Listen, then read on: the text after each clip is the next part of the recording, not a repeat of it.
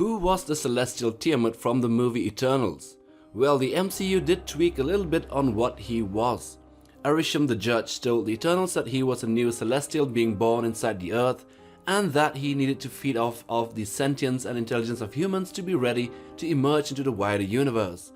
Anyway, let us tell you his real backstory and compare it with the one given to us in the recently released movie. Oh yeah, spoilers ahead. Now let's get down with this sickness. In the MCU, a celestial seed was sent to the planet Earth millions of years ago as directed by the Celestial Arishem.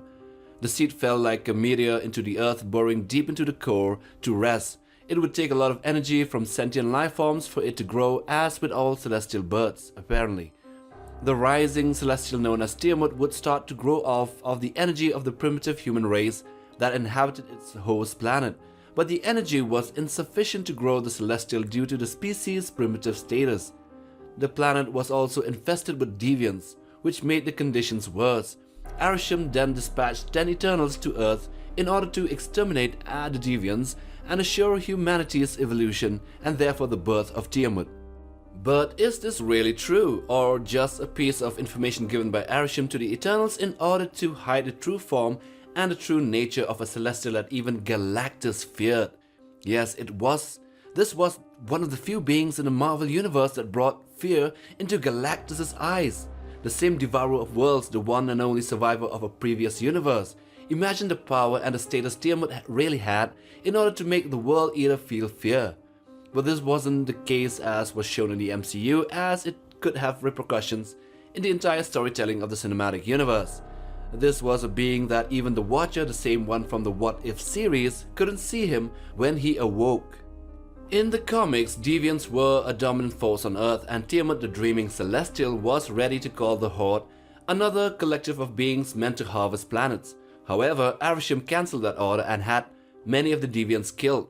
The Dreaming Celestial deemed Arishem to be malfunctioning and tried to assume command by attacking him. The Dreaming Celestial then found himself attacked by all the other Celestials cause it took their combined might to subdue him, and he was imprisoned underneath the mountains. The other Celestials ripped his spirit from his body and placed it inside a device known as the Vial. They then sealed the Dreaming Celestial's body in a vault under the Diablo Mountains in California, and for millennia the Celestial slept.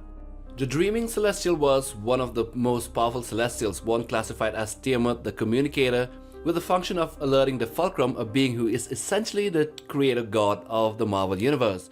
He was tasked to alert him of the findings of the Celestials during planetary examinations and send a signal to the Horde, and to collect the planet's aggregate life force to be transmitted to the Fulcrum once completed. In the end, when he awoke from his slumber, he decided to spare the Earth against the will of the Fulcrum, and so with this, he became the only Celestial to break free of his programmed task and purpose, and then joined the Fulcrum as a companion to oversee and design the universe. So this brings us back to the MCU and whether the Celestial seed planted by Arishem onto the planet Earth was in fact Tiamut all along, being sealed off inside the planet for his rebellion against the Prime Celestial. And also we saw the birth of a Celestial in the movie, meaning the immediate destruction of the planet, but Tiamut's awakening was slow and rather peaceful aside from the obvious tsunamis. And since the cinematic universe always changed a bit from the comics, but also attained the same basic storyline, it isn't far-fetched to think that Tiamut was just asleep all along for 7,000 years, and that it was his time to wake up, and thus by killing him or turning him into stone, the Eternals were in fact doing Arishem the Judge a favor, and that is why there was no interference from his end. So tell us what you think of the Dreaming Celestial and whether his depiction in the movie screens did him justice when compared with the comics, cause honestly, though his emergence was awesome, the story was shit. Anyway, we have come to the end of the video, and do tell us what your thoughts are in the comments section. So like for support, subscribe to be a part of the MindQ family, and click that bell icon for regular updates on new monster content right here on this channel. Till the next one, take care fam.